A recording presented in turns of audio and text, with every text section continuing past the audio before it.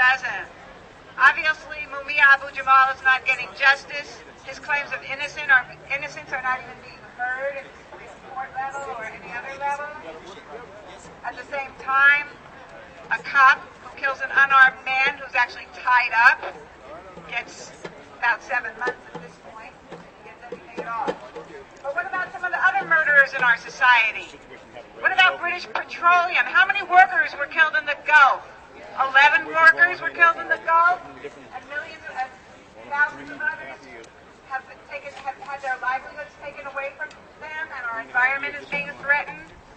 What about Burlingame, California? San Bruno. What about San Bruno? How many people were killed because of Pacific Gas and electric companies' malfeasance? What happens to those people? What happens to the corporate executives? Do they go to jail? Of course not. Because they just made mistakes.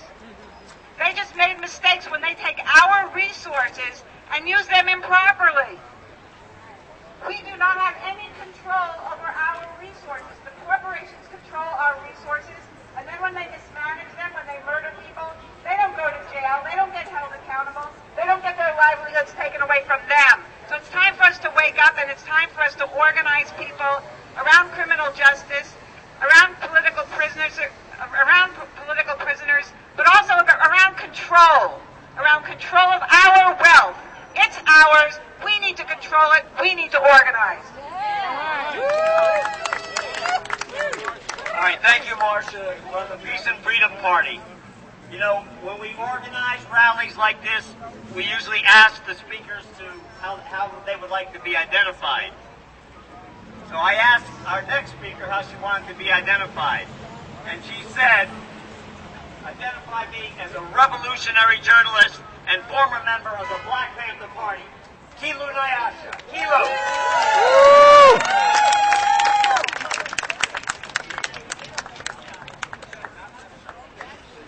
All power to the people. All to the people. No political prisoners.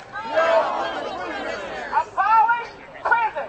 Abolish prison. Abolish the death penalty. Abolish the death penalty. And free Mumia Abu-Jamal. Free Mumia Abu-Jamal. Mumia is innocent. We all know that. They know that. They framed him.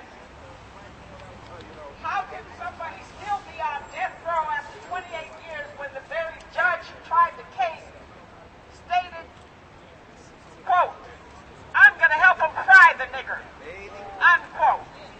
How does he remain in jail, and how does he not deserve a new trial with a new fair judge? That's right. How can that happen? It can happen because the system is racist and it's fascist. And Mumia Abu-Jamal has been fighting this system since he was 15 years old. He was the co-founder of the Philadelphia chapter of the Black Panther Party when he was only 16. And they've been on his case ever since. They framed him for this murder of a police officer, Daniel Faulkner, in 1981. And there has been so much evidence gathered since his trial to prove his innocence that 51 members of the British Parliament, 70-some members of the Danish Parliament, leading scholars, lawyers, activists from all over the world have demanded a new trial for Mumia Abu-Jamal. Now they want to keep him in a cage for the rest of his life or kill him. This is intolerable. We have to stand up and fight. And one of the things that has really been bothering me lately has been the fact that we seem to be taking on some of the characteristics of the enemy. We seem to want to punish. We seem to want to cage people for longer and longer periods. We don't need to take on the characteristics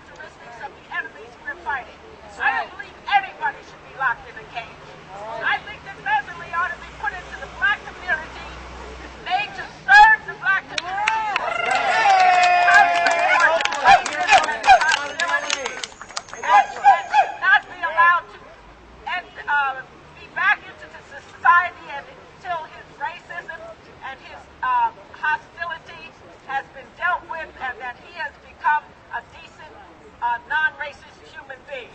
Rehabilitation is what we should be about. We are the revolutionaries. We are the new men and women. That's right.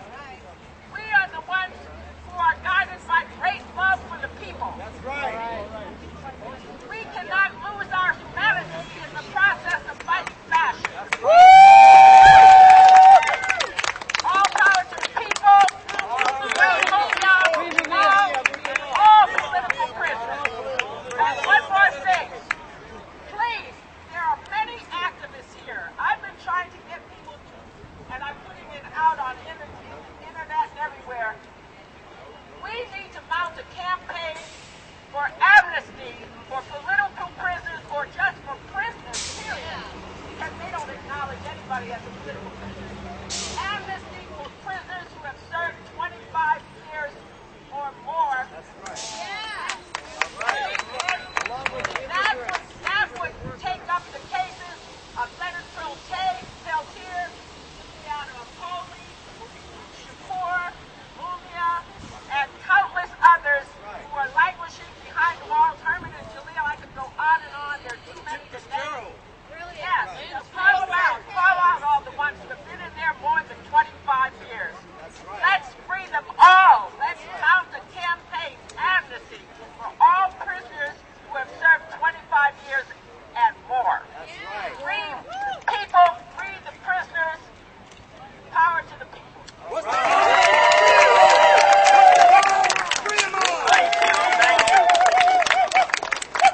You know, we have all kinds of different groups here on the left and from the black community and from communities of color here. And we have different political opinions. I want to say that during the rally for Justice for Oscar Grant, one of the longshoremen said to me, well, if people want Meserly to do community service, maybe I could understand that, he said. Why don't we put a big sign around his neck that says, I killed Oscar Grant, in Dayglow colors, and have him go clean the streets in East Oakland from midnight to 4 in the morning. Give him a dose of people's justice. There was a bit of humor behind that, but the point is this. Police are not in the same category as revolutionaries and class struggle fighters who have been imprisoned by the capitalist system. The police are strike breakers. They killed 2 of our strikers in 1934, which provoked the general strike in San Francisco and the Bay Area. They're an occupying army in the black communities and in the communities of color. People have a right to defend themselves. That doesn't even go to the court system. The right to self-defense was very basic to the Black Panther Party. And they're not workers. Cops are not workers, and they're not in the workers' movement. At least they shouldn't be. They didn't used to be. Cops are the guard dogs of the capitalist system. That's what I said at the Oscar Grant rally, and that's true today as it ever has been since the birth of capitalism. Our next speaker from the Partisan Defense Committee, an early defender of Mumia Abu-Jamal, is Laura. Right.